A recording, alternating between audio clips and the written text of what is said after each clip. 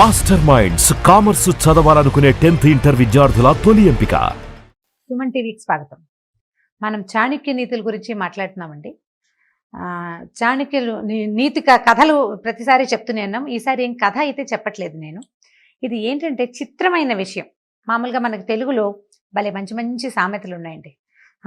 నోరు మంచిదైతే ఊరు మంచిది అవుతుంది అని చెప్తుంటారు పెద్దవాళ్ళు. నోరు మంచిదైతే ఊరు మంచిది ఎలా అవుతుంది అంటే, మనం చక్కగా మాట్లాడితే ఊళ్ళో ఉన్నవాళ్ళు, మన చుట్టుపక్కల ఉన్నవాళ్ళు, అయ్యో పాపం వీడు మృదుభాషి, వీడు మంచివాడు, చక్కగా మాట్లాడతాడు అని మనకి ఏదైనా ప్రమాదం వచ్చినప్పుడు మన వెనకాల నుంచుంటారని, నోరు మంచిది చేసుకోరా నాయన, అప్పుడే ఊరు వాళ్ళంతా నీతో మంచిగా ఉంటారు అని చెప్పేవాళ్ళు.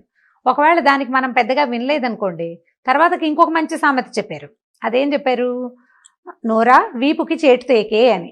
అంటే అతిగా మాట్లాడేవంటే ఎప్పుడో నీ వీపు పగులుతుందిరా నాయన అని గట్టిగా కూడా చెప్పారు. ఈ మాటల్ని చాణక్యుల వారు బహుసుందరమైన సంస్కృత శ్లోకాల్లో చెప్పారండి. ఎంత బాగుందంటే శ్లోకం వినడానికి అత్యద్భుతంగా ఉంది. నాలుక చివరే లక్ష్మి ఉంటుందట, నాలుక చివరే బంధువులు ఉంటారు, నాలుక చివరే బంధనం కూడా ఉంటుంది, నాలుక చివరే మృత్యు ఉంటుంది. అంటే మన నాలుకతోటే మనం లక్ష్మీదేవిని అంటే సంపదను పొందగలుగుతాం. మన నాలుకతోటే మనకి మిత్రులు బంధువులు దొరుకుతారు. అదే నాలుకతోటి మనం బంధనాన్ని అంటే జైలు శిక్ష లాంటి దాన్ని, ఆ తర్వాత అదే నాలుకతోటి మృత్యువుని పొందుతామని చెప్పారు. అయితే ఈ వీరి తర్వాత చాణక్యుల కాలానికి తర్వాతనే అని అనుకోవాలి. భర్తృహరి సుభాషితాలలో కూడా ఇలాంటి మంచి మంచి శ్లోకాలు ఉన్నాయండి. సుభాషితాల్లో భర్తృహరి చెప్తాడు, మనిషికి ఏ వస్తువు అలంకారాన్ని ఇవ్వదు. అంటే మనం నువ్వు చేతులకు వేసుకో, మెళ్ళలోకి వేసుకో, చెవులకు పెట్టుకో, చక్కటి బట్టలు కట్టుకో, ఏం చేసినా ఒక వ్యక్తి పూర్తిగా అలంకార భరితుడు కాడు. ఎప్పుడు వాడు పూర్తిగా అలంకారం చేసుకున్నట్టు అవుతుందంటే, వాడికి చక్కని మాట ఉంటేనే, చక్కగా మాట్లాడితేనే వాడు పూర్తిగా అలంకారం చేసుకున్నట్టు. మిగిలిన అలంకారాలన్నీ వేస్ట్. ఈ కేవలం వాగ్భూషణమే మనుషులకి అందమైన అలంకారంగా ఉంటుందని భర్తృహరి కూడా చెప్పాడు. ఇలా పదే పదే పెద్దవాళ్ళు నొక్కి వక్కాణించిన తర్వాత మన వాళ్ళు ఎలా తెలుసుకున్నారంటే, దీన్ని వాడుకోవటం అంటే చాణక్య నీతులు వాడుకోవాలి కదండి. ఏదైనా నీతి వాక్యాలు మనం వాడుకోవటం కోసమే కదా మనకు చెప్పబడ్డాయి. కార్పొరేట్ ఆఫీసుల్లో, రిసెప్షన్స్లో, హోటల్స్లో, ఆ తర్వాత ఈ చాలా సాదా అంటే పెద్ద పెద్ద కంపెనీలు, చిన్న కంపెనీలు పెద్దవైనా అనుకోండి, వీటిలలో ఫ్రంట్ ఆఫీసుల్లో స్వీట్గా మాట్లాడే వాళ్ళనే పెట్టడం జరిగింది. కొంతకాలంగా మనం ఒక చిన్న స్కూల్కి వెళ్ళినా కూడా బయట ఒక అమ్మాయి కూర్చుని ఉంటుంది, ఒక చిన్న డెస్క్ వేసుకుని, ఏం కావాలండి, ఎవరు కావాలండి, ఏం చేస్తారండి, మీ పిల్లల్ని స్కూల్లో చేరుస్తారండి అని మృదువుగా మాట్లాడుతుంది. సరే, ప్రశ్నకి సమాధానం చెప్తుంది అనుకోండి. ఒకవేళ వచ్చిన వాడు ఇంత ఫీజు తీసుకున్నారు, మా పిల్లాడికి మార్కులు రాలేదు అని పోట్లాడినా కూడా అదే నవ్వు మొహంతో ఏం కావాలండి అని అడిగినట్టుగానే, అలాగండి, అయ్యో పాపం అండి, ప్రిన్సిపల్స్తో మాట్లాడిస్తానండి అని ముద్దుగానే చెప్తుంది, స్వీట్గా. ఈ స్వీట్గా మాట్లాడితే అవతల వాళ్ళని ఐస్ చేయొచ్చు అనే సంగతిని మనకి చాణక్యుల వారే తెలియజేశారు. మామూలుగా వ్యాపార సూత్రాలన్నీ చాణక్యుడి దగ్గరే నేర్చుకున్నాం మనం. భారతదేశం అంతా కూడా ఎక్కడి నుంచి మొదలుపెట్టినా చివరికి చాణక్యుడి దగ్గర తేల్తాం. అంటే ఆఫీస్లో ఎలా ఉండాలి, బిజినెస్లో ఎలా ఉండాలి, ఎవరితోటి ఎలా మాట్లాడాలి, వీటన్నిటికీ మూల సూత్రము చాణక్యుడి దగ్గరే ఉంది. కార్పొరేట్ చాణక్య అనే ఒక బుక్లోనండి ఫ్రంట్ ఆఫీస్లో ఎవరిని పెట్టాలి, ఎలాంటి మృదుభాషిత్వం ఉన్న వాళ్ళని పెట్టాలి అనే దాని మీద ఒక ఫుల్ కాలం రాయబడి ఉంది. సో స్వీట్గా మాట్లాడితే మనకి జరగని పని అంటూ లేదు. ఈ చాణక్యులు తర్వాత ఇంకొక శ్లోకంలో చెప్పారు, నాలుకట పదునైన సంభాషణ ఇష్టంగా ఉంటుందట. ఎంత పదునుగా మాట్లాడాలో అనిపిస్తుంది. మనమైనా చూడండి, ఏదైనా చిన్న కోపం వస్తే నేను ముందు చెప్పాను అని చెప్పేయాలనిపిస్తుంది, అనాలనిపిస్తుంది మనకి. కానీ దాన్ని కనుక కంట్రోల్ చేసుకుని కొద్దిగా ఆలోచించి మాట్లాడితే కనుక అవతల వాడితో మనకి ఏ శత్రుత్వము రాదు. ఈ కటువైన మాటల మీద ఆసక్తి కలిగి ఉండే నాలుకని ఎప్పుడూ అదుపులో పెట్టుకోమని చెప్తాడు చాణక్యుడు. వాచా దారిద్ర్యం ఎందుకు, తీయగా మాట్లాడే మాటల్లో ఎందుకు దరిద్రం, మనకి చక్కగా మాట్లాడితే సరిపోతుంది. ఏం పర్వాలేదు, మళ్ళీ చేద్దాము. పరీక్ష పోయిందనుకోండి, ఫ్రెండ్ ఏడుస్తున్నాడు, నేను ముందే చెప్పాను, ఆ రోజు నువ్వు చదువుకోలేదు, సినిమాకి వెళ్ళావు అని అనకుండా ఇంకోసారి ప్రయత్నం చేద్దాం. ఈసారి ఈ దెబ్బ నీకు పనిచేస్తుంది అంటే, ఒకసారి దెబ్బ తింటే మనం రెండోసారి జాగ్రత్త పడతాం కదా. అలాంటి అనునయ వాక్యాలతోటి, హితవాక్యాలతోటి మనుషుల్ని లొంగ తీసుకోవచ్చు. పదునైన మాట మాట్లాడంగానే అవతల వాడు మనకి శత్రువైపోతాడు. పైకి ప్రకటించకపోయినా నీ పదునుని వాడు జ్ఞాపకం పెట్టుకుంటాడు. కాబట్టి నాలుకని అదుపులో పెట్టుకోవాలి. నాలుకని ఎక్కడెక్కడ అదుపులో పెట్టుకోవాలంటేట, తండ్రి దగ్గర, తల్లి దగ్గర, మగవాళ్ళైతే భార్య దగ్గర, ఆడవాళ్ళైతే భర్త దగ్గర. ఈ 4 కాకుండా విద్యాలయాల్లో, తర్వాత ఆసుపత్రుల్లో, కార్యాలయాల్లో, అక్కడి నుంచి మనం ఏదైనా సమాచారం తెలుసుకోవాల్సిన శాఖల యందు కూడా మృదు భాషిత్వము బాగా పనిచేస్తుందని, ఒకవేళ నీకు లోపల కోపం ఉన్నప్పటికీ దాన్ని ప్రకటించకుండా మాట్లాడే ప్రయత్నం చేయమని చాణక్యులు చెప్పారు. సో దీన్ని గనక పాటిస్తే మనం ఎప్పుడూ ఎవరికి శత్రువులు అవ్వం. మనకి కూడా ఎప్పుడూ ఎవడు శత్రువుగా ఉండడు. ఒకవేళ ఏదైనా సందర్భానుసారం వాళ్ళకి మనకి తేడా వచ్చినప్పటికీ వీడు మృదుభాషి, వీడు చక్కగా మాట్లాడతాడు కాబట్టి వీడు అనుండడు, వీడి వల్ల అయ్యుండదని అవతల వాళ్ళు మనల్ని నమ్మడానికి అవకాశం ఉంటుంది. మన పదునుని చూపించామా ఈ పదును గుచ్చుకుంటుంది కదా, అది బాగా జ్ఞాపకం ఉంటుంది. కాబట్టి తీయనైన మాటలతోటే ప్రజలు ఒకరితో ఒకరు సంభాషించాలి, అన్ని సందర్భాల్లోనూ తీయని మాటనే వాడుకోవాలి అని చాణక్యులు చెప్పారు. ఈ వీడియో కనుక మీకు నచ్చినట్లయితే లైక్ చేయండి, షేర్ చేయండి. మరిన్ని వీడియోస్ కోసం సుమన్ టీవీకి సబ్స్క్రైబ్ చేసుకోండి. Welcome to our channel.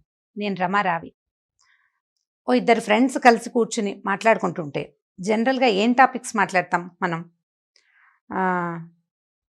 ఆఫీస్లో ఎలా ఉంది, లేదా ఈ చీర ఎక్కడ కొన్నావు, మీ ఆయన ఎలా ఉన్నారు, మీ పిల్లలు ఎలా ఉన్నారు, మా పిల్లల ఇబ్బందులు, పిల్లలతో ఉన్న ఇబ్బందులు, భర్తలతో ఉన్న ఇబ్బందులు, తర్వాత బట్టలు కొనుక్కోటాలు, లేదా కొత్తగా వెళ్లాల్సిన ప్లేసులు, చూడదలుచుకున్న ప్రదేశాలు, ప్రయాణానికి వెళ్తుంటే చుట్టాలు అడ్డం వచ్చారు, ఇలాంటివి మాట్లాడుకున్న తర్వాత ఇవన్నీ మన సొంత విషయాలు కదా.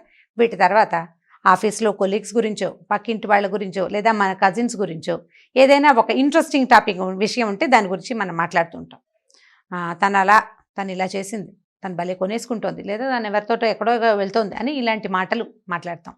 అయితే ఈ మాటలు మనం ఇద్దరం మాట్లాడుకున్నప్పుడు చాలా బాగుంటుంది.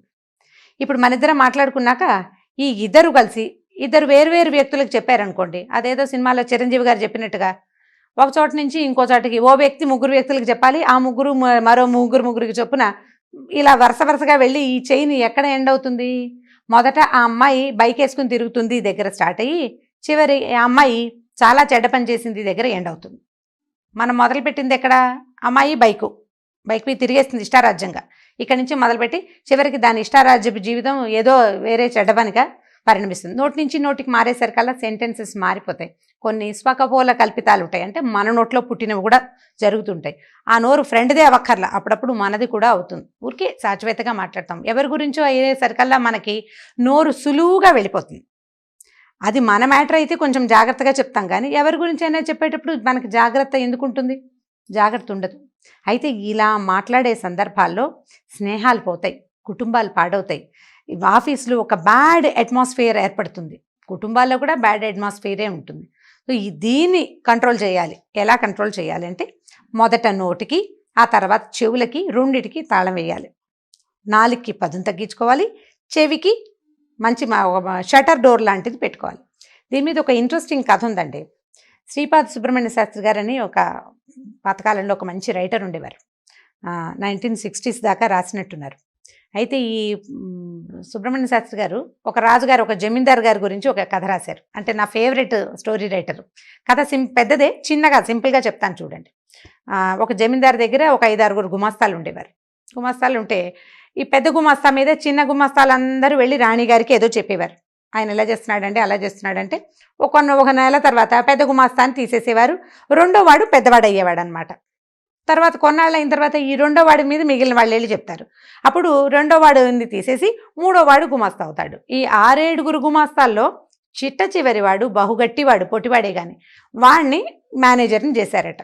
ఇక వాడి మీద మిగిలిన వాళ్ళంతా ఎన్ని రకాలో రాజుగారికి, రాణిగారికి, అంటే జమీందార్ గారికి, వారి భార్య గారికి బోలెడని చెప్పారు. ఆయనకి ఏం చేయాలో తెలియలా. ఈ ఉన్న గుమాస్తాలందరినీ తీసేస్తుంటే ప్రతిసారి ఏ కొత్త వాడిని పెడతాం? వీడు చూస్తే ఉద్దండ పిండలాగా ఉన్నాడు, కొన్ని పనులు బాగా చేస్తున్నాడు, కానీ మిగిలిన గుమాస్తాలకి కొంచెం ఇబ్బంది కలగజేస్తున్నాడు. ఏం చేయాలని ఆలోచించి ఓ రోజు సాయంకాలం అతని దగ్గరికి వచ్చారట. వస్తే ఆయన సాయంకాలం 6 అయ్యేసరికి తాళాలు వేసుకుని వెళ్ళిపోయేవాడు. ఆఫీస్ని చాలా గట్టిగా మేనేజ్ చేశాడు. అంటే ఇతను స్ట్రైట్గా ఉండటం వల్ల మిగిలిన వాళ్ళకి కొన్ని ఇబ్బందులు వస్తున్నాయి అన్నమాట. సరే, ఈయన పావు తక్కువ వారికి రాజావారు అతని దగ్గరికి వెళ్ళారు. వెళ్ళి ఒక 5 నిమిషాలు నుంచున్నారు. అతనేమో నిశ్చలంగా చకచక తన బ్యాగులు గీగులు సర్దేసుకుంటున్నాడు, సామాన్లు సర్దేస్తున్నాడు, అన్నిటికీ తాళాలు వేస్తున్నాడు. బాగా ఆలోచించారు రాజావారు. ఎలా అడగాలో అర్థం కాలేదు. సరే, ఒక వాక్యంలో వీడిని ప్రశ్నిద్దామని, కామన్నా కాసుకెళ్ళి చెప్పేవాళ్ళని ఏం చేయాలో అని అడిగారు. అంటే ఏంటంటే చెవులు నింపేవాళ్ళని, చెడ్డ మాటలు ఇక ఇక్కడ ఇతని మీద వేరే మాటలు పుట్టించేవండి. ఏం చేయాలి? కాసికలు అంటే ఇలా చెడ్డ మాటలు అండి. ఇది పాత భాష కదా, 60కి ముందు రాయబడిన భాష. ఈ కామన్న సింపుల్గా ఏం చెప్పాడంటే, ఏముంది బాబు, వినేవాడి చెవులు తెగ్గొస్తే సరి అని చెప్పాడు. ఇప్పుడు ఏం చేయాలి? రాజావారు నోరు మూసుకుని వెళ్ళిపోయారు. కథ చాలా బ్రైట్గా చాలా బాగుంటుందండి. ఎవరికైనా దొరికితే చదవండి. అయితే ఇప్పుడు ఏం చెప్తున్నారంటే, చెడ్డ మాట చెప్పే వాళ్ళకంటే వినేవాళ్ళు వేస్ట్ ఫెలోస్. వినేవాడు సరైన వాడు కాదు. వినకూడదు, వినిపించుకోకూడదు.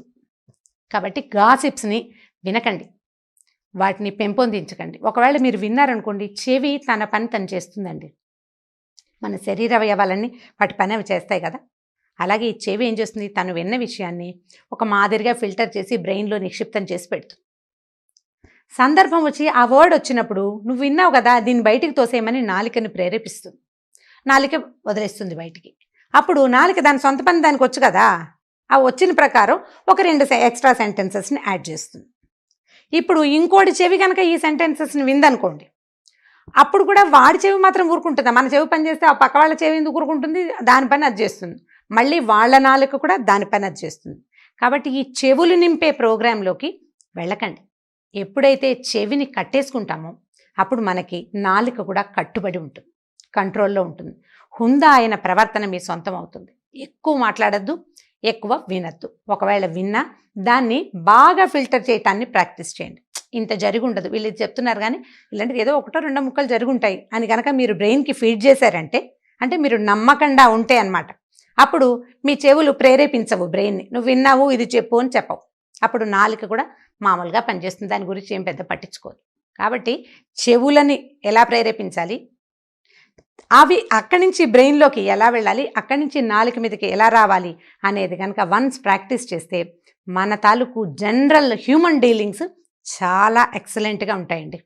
చాలా అద్భుతంగా ఉంటుంది. ఒకసారి ప్రాక్టీస్ చేసి చూడండి. దీని మీద వినద్దు, విన్నదాన్ని ఫిల్టర్ చేయండి. ఫిల్టర్ చేసిన తర్వాత దాన్ని పూర్తిగా నమ్మాలా వద్దా అని డిసైడ్ చేసుకోండి. ఆ తర్వాతే మాట్లాడండి. ఇది మన లైఫ్కి ఎంత మటుకు ఉపయోగపడుతుంది అనేది మీలో మీరే కనుక ఎవరికి వాళ్ళు, స్త్రీ పురుషులు అందరూ, ఆడవాళ్ళు మగవాళ్ళు కూడా ఆలోచించుకుంటే మీ తరహా కొంత మారుతుంది, మన పర్సనాలిటీ మారిపోతుంది. దానివల్ల మన పిల్లలు, మన చుట్టుపక్కల ఉండే ప్రపంచం కూడా మారటానికి అవకాశం ఉంది. సో ఒక హెల్దీ వాతావరణాన్ని సృష్టించుకోవాలంటే మొదట చెవులు, ఆ తర్వాత నాలుకని బంధించడాన్ని ప్రాక్టీస్ చేయండి. ఈ వీడియో కనుక మీకు నచ్చినట్లయితే లైక్ చేయండి, షేర్ చేయండి. మరిన్ని వీడియోస్ కోసం సుమన్ టీవీ లైవ్కి సబ్స్క్రైబ్ చేసుకోండి. Welcome to our channel. నేను రమారావి. జీవితంలో మనం అనుకున్నది సాధించలేకపోతున్నాం, ఏదో ఒక గోల్ పెట్టుకున్నాం, దాన్ని రీచ్ అవ్వలేకపోతున్నాం, అనుకున్నది ఏది కుదరటం లేదు. దాని పర్యవసానం ఏమవుతుంది? మనం నిరాశ నిస్పృహలకి లోనవుతూ ఉంటాం, దిగులు పడతాం, స్నేహ సంబంధాలు చెడగొట్టుకుంటాం, ఫ్యామిలీతో సంబంధ బాంధవ్యాలు తగ్గిపోతాయి, వాళ్ళు ఎవరో హెల్ప్ చేయట్లేదు, సపోర్ట్ చేయట్లేదు అలా అనిపిస్తుంది. ప్రతి వాళ్ళు మన మీదే కక్ష కట్టారనే భావన కూడా కలుగుతూ ఉంటుంది. ఇంకొకసారి అయితే ఒక్కొక్కసారి మనకి ప్రపంచమే మనకి ఎదురు తిరిగిందని కూడా అనిపిస్తుంది. దీనికి కారణం ఏంటి? ఎందుకు మనం సక్సెస్ అవ్వలేకపోతాం? సక్సెస్ కాలేకపోవడానికి చాలా కారణాలు ఉంటాయండి. మనం జీవితంలో సక్సెస్ కాలేకపోవడానికి చాలా కారణాలు ఉంటాయి. ప్రొఫెషనల్గా సక్సెస్ కాలేకపోవటం, లేదా ఏదో వ్యాపారంలో బిజినెస్ అభివృద్ధి కాలేదు, వాటన్నిటికీ కూడా ఇలాంటివి ఏ వ్యవహారం అయినా మన ఒకళ్ళతోటి కాదు. లైఫ్లో సక్సెస్ అవ్వాలంటే మన చుట్టూతా ఉన్న వాళ్ళంతా మనని సపోర్ట్ చేయాలి. బిజినెస్లో సపోర్ట్ చేయాలంటే మనం తీసుకున్న బిజినెస్ ఐడియా, దానికి ఉన్న సర్కమ్స్టెన్సెస్, దానికి మనకు దొరికినటువంటి వనరులు అవన్నీ సపోర్ట్ చేయాలి, ప్లస్ మార్కెట్ కూడా. ప్రొఫెషనల్గా సక్సెస్ అవ్వాలంటే ముందు మన దగ్గర కొంత కంటెంట్ ఉండాలి, అంటే మనలో కూడా ఒక విషయం ఉండాలి, చుట్టుపక్కల వాళ్ళు కూడా ఎంతో కొంత హెల్ప్ చేయాలి. ఇప్పుడు మనం గనక సజావుగా ఉంటే, అంటే సరైన ప్లానింగ్, సరైన ఫోకస్, మనం ఏది చేయగలమో ఆ ఎబిలిటీని సరిగ్గా బయటికి చూపించగలిగే విషయం కనుక మన దగ్గర ఉంటే మిగిలినవి ఎంతో కొంత హెల్ప్ చేస్తాయి. అలా కాకుండా మనం ఒక బిజినెస్ను లేదా ఒక ప్రొఫెషన్ను సెలెక్ట్ చేసుకుని అది మన శక్తికి మించిన వ్యవహారం అయినప్పుడు, లేదా అదొక విషయము, మన దగ్గర ఇంకో విషయం ఉన్నప్పుడు మనం సక్సెస్ కాలేకపోతాం. చాలా ప్రయత్నం చేస్తాం, ఎంత ట్రై చేసినా దాన్ని మీట్ అవ్వటం కష్టం అవుతుంది. మొదట మన ఐడియాస్ని ఒక్కసారి పునరాలోచన చేసుకోవాలి. మనం సక్సెస్ కాలేకపోవటానికి ప్రపంచంతో పాటు మనం ఎంతవరకు కారణం, ఇందులో మన భాగస్వామ్యం ఉందా లేదా అనేది కనుక మొట్టమొదట మనం ప్రశ్నించుకుంటే మనం నిరాశకి లోనవ్వం, ఐడియా మార్చుకుంటాం. దీనికి చాలామంది చాలా రకాల ఐడియాస్ ఇస్తారండి. నేనైతే ఏమనుకుంటానంటే, ముందు మనం సరిగ్గా ఉన్నామా లేదా అనేది ఒక పేపర్ మీద పెట్టడం ప్రాక్టీస్ చేయండి. ఎక్కడైనా సక్సెస్ అవ్వాలంటే, లైఫ్లో సక్సెస్ అవ్వాలంటే మానవ సంబంధాలు మెరుగుపరుచుకోవాలి మామూలు జనరల్ జీవితాల్లో. అదే ఉద్యోగ వ్యాపారాల్లో అనుకోండి, స్ట్రాటజికల్గా వెళ్ళాలి కదా. ఈ స్ట్రాటజీస్ అన్నిటికీ కూడా పేపర్ మీద పెట్టడం అనేది బెస్ట్ ప్లాన్. ముందు మన దగ్గర ఉన్న వనరులు, మనకున్న అవకాశాలు, మనకున్న అబిలిటీస్, వీటిని గనక ఒక పేపర్ మీద పెడితే అప్పుడు దాంట్లో ఉన్న నిజానిజాలు, అంటే వాటి ఎంత బలం ఉంది, ఎంత బలహీనత ఉన్నది అనేది మనకి క్లియర్గా అర్థమవుతుంది. నువ్వు ఎప్పుడైతే పేపర్ మీద పెట్టలేకపోయావో సక్సెస్ఫుల్గా, అప్పుడు నీ ఆలోచనలో తప్పు ఉందనే సంగతి నీకు అర్థమవుతుంది. అప్పుడు ఐడియా మార్చుకోవచ్చు. ఇప్పుడు ఏది లేకుండా అన్ని మనసులోనే ఊహించుకుని మనం ఏదో ఒక ఐడియా వేసేసుకుని 4-5 మనుషులతోటి కూడి ముందుకెళ్ళి ఫెయిల్ అయిపోయి ఈ ప్రపంచాన్ని నన్ను ముందుకు రానివ్వటం లేదు అని ఇతరులను నిందించి మనం బాధపడి నిరాశ నిస్పృహకి లోనయ్యి డిప్రెషన్లో కూరుకుపోయే బదులు మొదట చేసే ప్లానింగే సరిగ్గా పేపర్ మీద పెట్టుకుని ప్రతిదానికి పాసిబిలిటీస్ ఉన్నాయా లేదా, అవుతుందా అవదా, ఎస్ నో అనేది ఖచ్చితంగా రాసుకుని గనక ముందుకు వెళ్తే చాలా మటుకు సక్సెస్ అవ్వడానికి అవకాశం ఉంటుంది. ఇలాంటి పనులు ఏవి చేసినా అంటే కొత్త ప్రయత్నాలు చేసేటప్పుడు చాలా ప్లాన్డ్గా పకడ్బందీగా వెళ్ళాలి. ఎవరో చేశారని అది మనం చేద్దామని అనుకోకూడదు.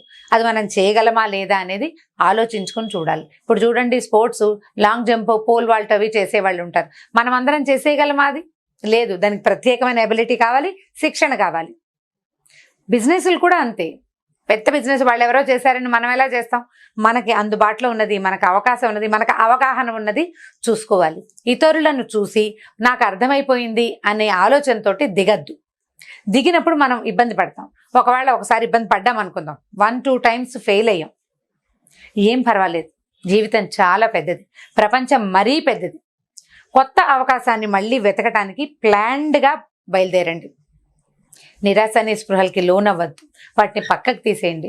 మిమ్మల్ని వెనక్కి లాగే ప్రధానమైన కారణాలు, ఒకటి నిరాశ, రెండోది నిస్పృహ. నాకెవరు హెల్ప్ చేయట్లేదు, నా వల్ల ఏది కావటం లేదు, ఈ రెండు అనుకోవద్దు. నాకెవరు హెల్ప్ ఒక్కర్లేదు, నేనేం చేయగలుగుతానో అదే చేస్తాను అనే ఒక మంచి ఆలోచనతోటి, సరైన పక్కా ప్లానింగ్ తోటి జీవితాన్ని ముందుకు తీసుకెళ్ళండి. అప్పుడు ఆటోమేటిక్గా సక్సెస్ మీ సొంతం అవుతుంది. పెద్ద సక్సెస్ రాకపోయినా పర్వాలేదు, చిన్న చిన్న సక్సెస్ల నుంచి మెల్లిగా ముందుకెళ్ళండి. చిన్న విషయాల్లో సక్సెస్ అవ్వండి. ఒక 10 చిన్న విషయాలు కలిస్తే ఆటోమేటిక్గా నా 10 చినుకులు కలిసి పెద్దవానైనట్టుగా జీవితం పెద్దదవుతుంది. దాని పట్ల ఆశావాహ దృక్పథంతో ఉంటే కనుక సులువుగా మీరు జీవితాన్ని జయించగలుగుతారు. ఈ వీడియో కనుక మీకు నచ్చినట్లయితే లైక్ చేయండి, షేర్ చేయండి. మరిన్ని వీడియోస్ కోసం మా ఛానల్కి సబ్స్క్రైబ్ చేసుకోండి. Welcome to our channel. నేను రమారావి. జీవితం చాలా ఛాలెంజెస్తో కూడుకున్నదండి కదా. మనం పుట్టినప్పుడు ఏదో మనకి ఏమీ తెలియదు, ఏదో పెరుగుతూ ఉంటాం. అమ్మలు పెంచేస్తారు, నాన్నలు చూసేస్తారు. కొంచెం వయసు పెరిగాక, అంటే ఒక 5-6 ఏళ్ళు వచ్చాక, ఈ పాత రోజుల్లో అయితే 5 ఏళ్ళు వచ్చాక స్కూళ్ళు, ఇప్పుడు 2 ఏళ్లకు, లేకపోతే ఉద్యోగస్తులైన పేరెంట్స్ తాలూకు పిల్లలైతే 5-6 నెలలకే వాళ్ళ లైఫ్లో ఛాలెంజెస్ మొదలైపోతాయి. అంటే ఇక్కడ అడ్జస్ట్ అవ్వగలమా లేదా అనేది ఒక ఛాలెంజ్, సాయంకాలం వరకు ఏడుస్తూ ఉండగలమా లేదా అనేది పిల్లల ఛాలెంజ్. కొంచెం పెద్దయ్యాక స్కూళ్ళు, ఆ తర్వాత ఏమో కాలేజీలు, తర్వాత ఉద్యోగాలు, జీవితం మొత్తం ఎప్పుడు ఏదో ఒక పరుగు పందెము, ఏదో ఒక పోటీతోటే నడుస్తూ ఉంటుంది. అయితే ఈ ఫుల్ ఆఫ్ ఛాలెంజెస్తో నిండి ఉండేటువంటి జీవితం అప్పుడప్పుడు ఒక స్టాగ్నేషన్ వస్తుంటుంది. అంటే ఈ ఛాలెంజ్ రోజువారీ ఛాలెంజ్ అయిపోతుంది కదా. టైంకి మనం ఆఫీస్కి చేరగలమా, టైంకి కాలేజ్కి చేరగలమా లేదా సాయంకాలం ఇంటికి చేరగలమా, పిల్లలు వచ్చే లోపల సరిగా వచ్చేయగలమా, ఇవన్నీ మన రెగ్యులర్ ఛాలెంజెస్ కదా. అయితే ఈ రెగ్యులర్ ఛాలెంజ్ని బీట్ చేయడం సహజంగా న్యాచురల్గా జరిగిపోయేది. అయితే ప్రత్యేకమైన ఛాలెంజెస్ తీసుకోవటం ఎట్లా? ప్రత్యేకమైన ఛాలెంజ్ అంటే చిరంజీవి గారి లాగా 100 రూపాయలు తీసుకెళ్ళి 5 లక్షలు చేయటం అని కాదు. మనం చేయలేము అని అనుకునే పనులని చెయ్యడానికి ప్రయత్నం చేస్తూ ఉంటే మన జీవితం యాక్టివ్గా అవుతుందండి. అంటే జీవితాన్ని యాక్టివ్గా ఉంచుకోవటం అవసరమే కదా. ఇదివరకట్లాగా మనం గుంపులో ఉండటం లేదు, ఒక్కొక్కళ్ళము, ఇద్దరిద్దరము, ముగ్గురమే ఉంటున్నాం. సో 1, 2, 3 ఉండేటప్పుడు ఏదో ఒక టఫ్ టాస్క్ ఉండి దాని మీద పనిచేస్తుంటే కొంచెము బోర్డమ్ తగ్గుతుంది, ధైర్యంగా ఉంటుంది, యాక్టివ్గా ఉంటాం. సో రెగ్యులర్ ఛాలెంజెస్ ఎట్లా తీసుకోవాలి? మనం పొద్దున్నే లేవలేం అనుకుందాం, కొంచెం లేట్గా లేస్తాం. ప్రయత్నపూర్వకంగా 6ంటికి నేను లేవగలనా లేదా అనేది ఒక ఛాలెంజ్. ఇది మనకు ఉపయోగపడుతుంది కదా. ఒకవేళ మనం 6ంటికే లేస్తే ఇంకొక అరగంట టైం మిగులుతుంది. యోగా చేసుకోవచ్చు, ఎక్సర్సైజ్ చేసుకోవచ్చు, వాకింగ్ చేయొచ్చు, అలవాటు ఉన్న వాళ్ళు ఆయిల్ పుల్లింగ్ కంఫర్టబుల్గా చేసుకోవచ్చు. సో ఇలాంటివి ఏదైనా చేయొచ్చు. ఇలాంటి ఛాలెంజెస్ని తీసుకోవడానికి ప్రయత్నం చేయండి. అన్ని ఏజ్ల వాళ్ళకి పనికొస్తుందండి ఇది. మనం ఏవేవి చేయలేము అనే దాన్ని ముందు ఒక లిస్ట్ క్రియేట్ చేద్దాం. ఎలా, నేను లేట్గా లేవటము, అర్లీగా స్నానం చేయటము, లేట్గా అంటే అర్లీగా లేవడము, అర్లీగా స్నానం చేయటము, అల్మర్లో బట్టలు కదలకుండా జాగ్రత్తగా ఒక డ్రెస్ని బయటికి తీసుకోవటము, సాయంకాలం మడిచిన బట్టల్ని ఇమీడియట్గా సర్దేయటము, ఇలాంటివి. అవి తేలిగ్గా మనం చేయగలిగేవే, రోజు మనం చేయడానికి బద్ధకించేవి. సో ఈ బద్ధకాలని బీట్ చేయడానికి ఒక్కొక్క ఛాలెంజ్ పెట్టుకోవటం. నేనైతే ఎవ్రీ ఇయర్ జనవరి 1 అందరూ పండగ చేసుకుంటారు. మన పండగ అయితే ఏదో లేని పార్టీస్ చేసుకుంటాం కదా. ఏదో చిన్న పొన్న పార్టీలు, నలుగురం కలిసి ఏదో చోట ఎంజాయ్ చేస్తాం, టీవీ చూస్తాం, కబుర్లు చెప్పుకుంటాం. ఓపుకున్న వాళ్ళు అంటే సరదా ఉన్న వాళ్ళు కేకులు అవి కట్ చేస్తారు. మిగిలిన వాళ్ళు రకరకాల పెద్ద రకపు సరదాలు ఉన్నవాళ్ళు వాళ్ళ సరదా వాళ్ళు పడతారనుకోండి. నేను every year new year resolution ఏదో ఒకటి పెట్టుకుంటూ ఉంటాను. అందరినీ అడుగుతాను, ఏరా ఏంటి ఈసారి న్యూ ఇయర్ రిజల్యూషన్ ఏం తీసుకున్నారు అని. అయితే కొంతమంది చెప్తారు, కొంతమంది ఏమో 1 నెల చేసాం తర్వాత చేయలేకపోయామని చెప్తారు. నేను మ్యాక్సిమం చేయడానికి ట్రై చేస్తానండి. ప్రతిసారి సక్సెస్ అవుతానంటే 80% కనీసం అంత మటుకైనా అవుతాం కదా. సో ఈ ఎవ్రీ ఇయర్ తీసుకునే ఛాలెంజెస్ని ఎవ్రీ మంత్కి ఒక ఛాలెంజ్ చొప్పున తీసుకోవచ్చు. అది కూడా మంచి ప్లాన్ చూడండి. ఈ నెలలో ఇప్పుడు మార్చ్ కదా, సో ఏప్రిల్ 1 అనుకుందాం.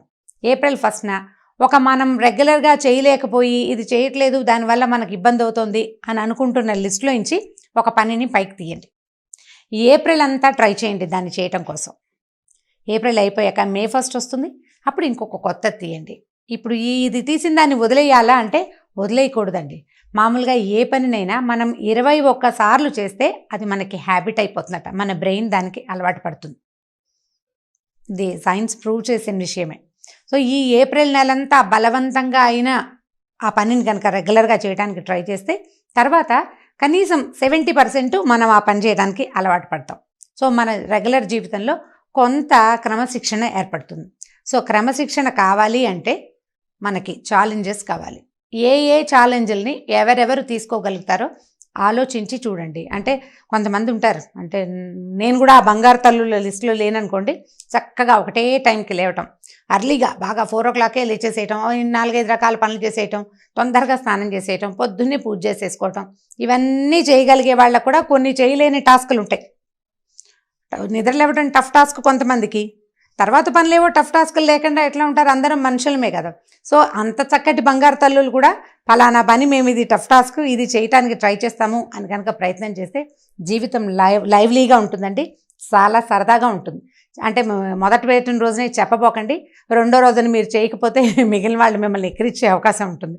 కాబట్టి ఒక 10 రోజులు కనుక చేసి అప్పుడు 11వ రోజున నేను 10 days నుంచి చేస్తున్నాను అని మీ ఫ్రెండ్స్ కానీ ఇంట్లో వాళ్ళకి కానీ చెప్పండి. మొదటి రోజున చెప్పారా, రెండో రోజునే మనం అపహాస్యం పాలైపోతాము.